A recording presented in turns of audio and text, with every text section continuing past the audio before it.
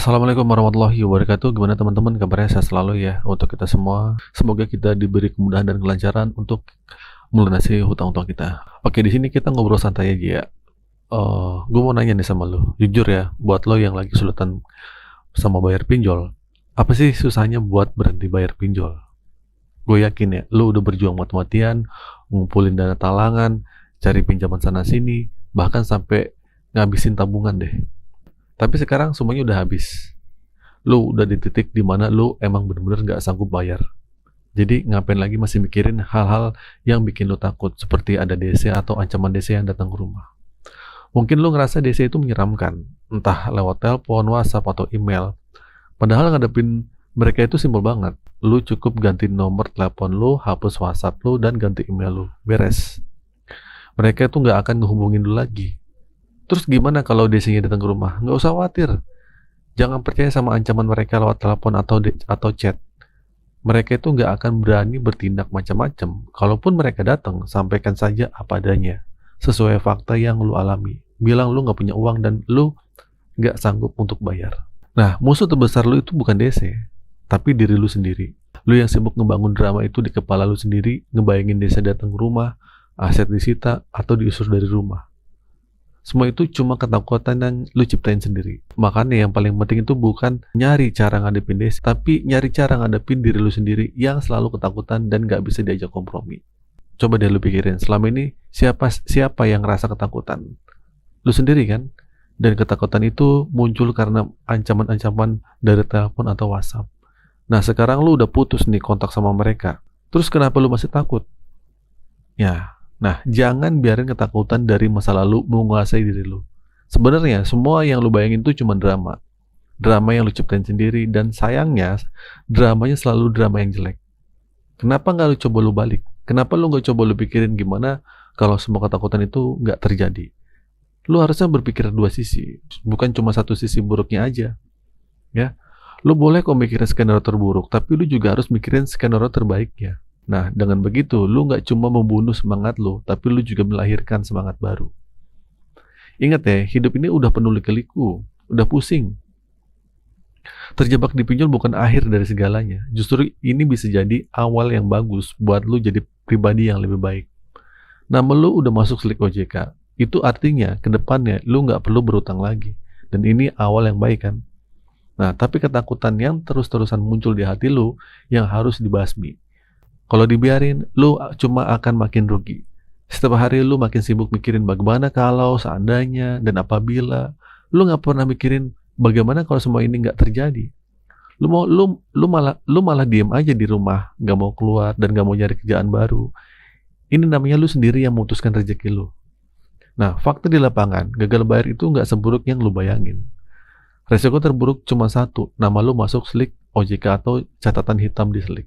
Yang artinya lu ke depannya akan sulit untuk minjem lagi. Tapi buat orang yang benar-benar pingin bebas dari utang, slik OJK itu justru langkah awal yang bagus. Dan ini menjadi kesempatan buat lu untuk memperbaiki diri lu dan berbenah.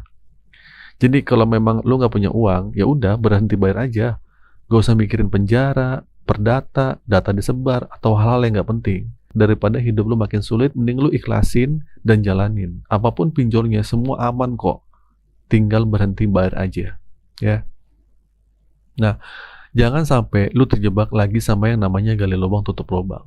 Lu harus melangkah maju. Hidup lu nggak berhenti cuman karena lu terjebak di pinjol. Lu berhak bahagia. Sekarang tinggal diri lu sendiri. Mau nggak lu menghilangkan semua pikiran buruk itu? Mau nggak lu berhenti percaya sama semua ketakutan yang lu ciptain sendiri? Kalau lu mau, semua masalah udah selesai.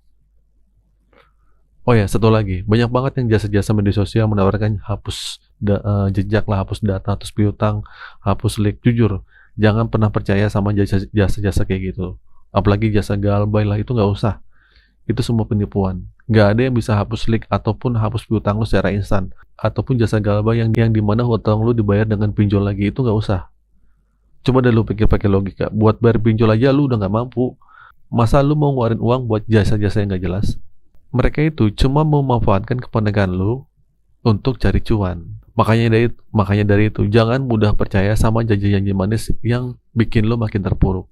Banyak kok orang-orang yang mau bantu lu dengan edukasi yang benar dan gratis. tanpa minta bayaran sepeser pun. Jadi sudahlah ya, ini udah bulan Agustus, bulan kemerdekaan. Masa lu masih mau dijajah sama ketakutan sama penipuan? Merdekain diri lu, buka pikiran dan logika lu. Semua yang lo alami sekarang, ini cuma bagian dari perjalanan hidup. Ini batu loncatan buat lo jadi pribadi yang lebih baik, ya. Sekarang fokuslah pada hal-hal yang bisa lo kontrol. Kalau lo capek sama telepon, ya udah ganti nomor.